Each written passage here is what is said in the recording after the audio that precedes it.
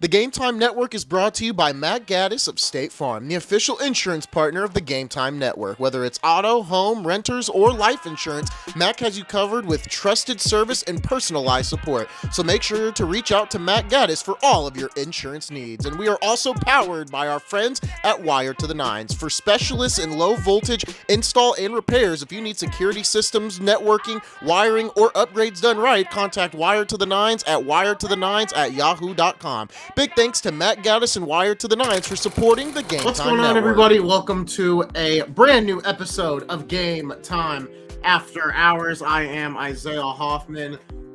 We've got a great episode for you guys. We are coming after the race, the NASCAR Cup Series at Circuit of the Americas in Austin, Texas. And it was an okay race. It wasn't the best race. Everybody on Twitter is going in an uproar because everyone's saying, oh, Coda needs to be off the schedule. Coda needs to be off the schedule. And I'm just sitting there like, no, it doesn't need to be off the schedule. NASCAR had its biggest crowd yet at Coda this year. If anything, you definitely got to keep the Cup Series at Coda. You need to keep the cars at Coda in general. Shout out to the Truck Series. They had a great race at St. Petersburg. Tyler Reddick, 3 wins in a row. Knew Reddick was going to be a threat.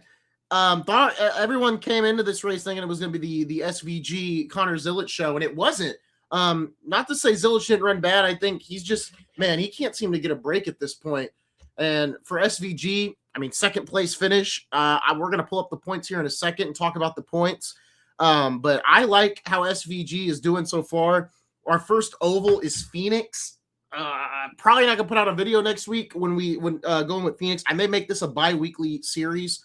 When we cover the NASCAR Cup Series, instead of doing every single week, because I have no interest in watching the Phoenix race. I have a lot of disdain for Phoenix because it took the finale away from Homestead, but Homestead finally got the finale back.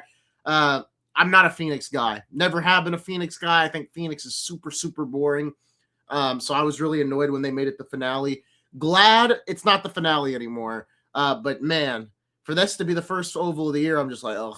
But, then we go to Las Vegas, and it's like, yeah, we're going to Vegas. So I'm excited about that. I'm excited about the next upcoming races. Just not really excited for Phoenix. May talk about it. We'll see. As of right now, I'm planning to wait. Atlanta was a really good race. Really enjoyed the Atlanta race. Just kind of forgot to make a video.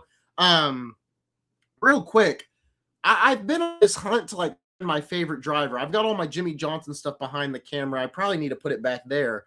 But I've been trying to find my new favorite driver, and I finally went out and I finally got it. I know you guys can see it there. Got me a Carson Hocevar diecast. Didn't have the best race today, but I think that's my new guy, man. I love Hocevar. I watch the streams. Follow him on Instagram. If Carson Hocevar sees this, come on the show for an interview. If you're interested, Carson. I just bought the diecast. So you gotta come on the show at this point. I'm buying the merchandise, everything else. Here's my Jimmy car that I've got, and then I've got a bunch of Jimmy stuff as well. Imagine we got Jimmy Johnson on the show. That'd be pretty crazy. But man, what a race today. Tyler Reddick dominated. Throughout the day, I was watching it on my phone, and then I got to watch stage 3, pretty much all of it at home. But I was watching the first 2 stages, and even when Reddick wasn't first, it really felt like Reddick was in control.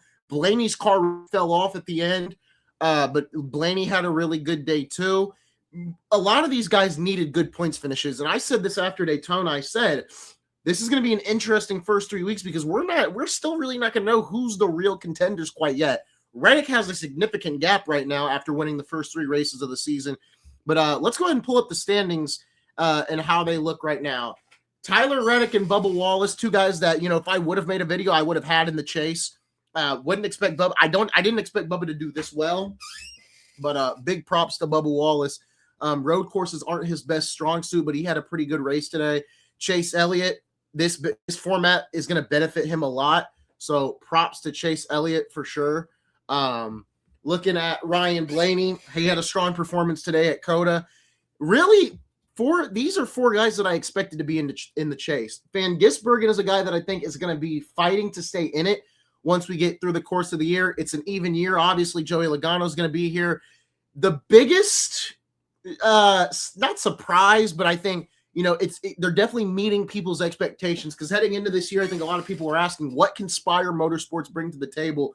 Daniel Suarez outperforming, Michael McDowell outperforming, even though he's a pretty decent driver. Carson Hocevar, not the best race today at COTA, but I think it was expected that he wasn't going to do that well at COTA. So to see him still in the top 10, he was originally 4th heading into today, drops all the way down to 10th. We're now heading to Phoenix. Hopefully he can find himself with maybe a top 10, top 15 next week at Phoenix. We'll have to see how that goes. And then you got the 2 RFK guys, Kyle Busch or Brad Keselowski, obviously dropping a couple spots with the broken leg and stuff. This was a hard race for a lot of people in today's race. But I think RFK, really all 3 RFK drivers, I think have a chance to make the chase. But as everyone's been talking about, if you want to really compete for the Cup Series championship this year, you've got to be in this top 5. And I think Reddick's going to be there. I think Christopher Bell is probably still my pick to win the championship at this moment in time. I like Bell, Reddick, Larson, Chase Elliott. This format does benefit him. And then probably Ryan Blaney is probably my top 5 through 5 races. Those are the 5 guys that I think will be maybe around that top 5 in the chase. Obviously looking at it, Larson's down here. William Byron's going to be a competitor. Those are just 5 guys that I'm really confident in. If I think Byron, I didn't mention him because maybe I kind of forgot him a little bit, but Byron's also another guy where it's like, the playoff format never really was his thing. Him and Bell both, I think, are going to find a championship in this format. Looking at the underperformer, right? Obviously Bell's down here, but he'll get it figured out and rip off a couple wins. Really surprised to see Chase Briscoe this low. He finished. Oh no, he didn't have a good finish today. I thought he was running really well at the start of this race, and that just kind of didn't materialize towards the end. Let me plug in my computer charger real quick. But overall, I really think the offseason will be interesting. And the biggest reason for that is look who's all the way down here at the bottom. I mean, you take away Casey Mears and BJ McLeod, Alex Bowman is dead last in points as the 4th Hendrick driver. Now, I'm going to Hocevar is probably my guy at this moment, but it really, I mean, at the end of the day, I probably root for the 48 just because that was Jimmy's car. And at this point, I kind of root for all the Hendrick guys, but I would like to see a better driver in the 48. I never really bought Bowman as a guy, as the guy or one of the guys, especially when you look at that roster. And really when you're Rick Hendrick, you've got Elliott, you've got Larson, and you've got Byron. Now, I expect Rick Hendrick to make a change if Bowman continues to be this bad. But when you're also Rick Hendrick, I wouldn't be surprised if he maybe just goes to the wayside and says, all right, we'll re-sign him for 2 years, maybe a year, and just kind of continues to let Byron, Elliott, and Larson take the crown. Because really they shouldn't even have a 4th charter at this point. I know they got grandfathered in with the new charter agreement. Them and Joe Gibbs were allowed to keep their 4th charter where everybody else is limited to 3. So I don't know. Maybe Hendrick gets rid of the 4th car. I doubt it, to be honest. There's so much talent in the O'Reilly Auto Parts series and the truck series where he could snag somebody to replace Bowman, or he gets Kyle Busch over from Richard Childress Racing. We'll have to see. Connor Zilich is another guy that I want to hit on before I end this off. I think Zilich will get better as the season goes on. He was running really, really well, and then he had the incident. He just can't seem to catch a break. I think Zilich is going to be fine. Don't know if he'll make the chase. Almost said the playoffs. Don't know if he'll make the chase, but we will see. Denny Hamlin, a good run today. We'll see what Kyle can do. Chastain was on the front row, but still dropped 9 spots in the standings. That is tough. That is real tough. Good finish from Ty Gibbs. I do like Ryan Preece's chances at making the playoffs. And then Kyle Larson's my pick to win Las Vegas by far none. Him and Bell are the 2 guys that I'm really going to be looking forward to at Las Vegas. When it comes to Phoenix, man, just just to take a name out of a hat. I don't know who's going to win Phoenix. Off the top of my head, Blaney, Logano are probably 2 guys that I'm fairly confident in. Maybe Kyle Larson, Denny Hamlin. Just a couple guys off the top of my head that I think could go out and win Phoenix. But, man, props to Tyler Reddick in 23-11. 3 wins straight for Reddick.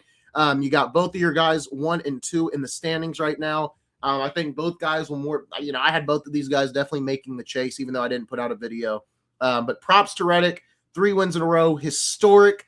Wanna be like Mike. That's crazy. That is a crazy accomplishment. Folks, thank you guys for watching. I am super excited with how the NASCAR season is going, especially with that crappy playoff format gone. Now people really got to race for points. This is what racing's all about. We'll be continuing to cover the NASCAR Cup Series right here on Game Time After Hours. But until then, when we get back here next week for Phoenix, maybe there will be a video, maybe we'll not. I will see you the following week, which will be Las Vegas. Really looking forward to that race. The next gen car always seems to put on a good show at Las Vegas. Folks, that's going to do it for this episode of Game Time After Hours. I'll see you guys soon.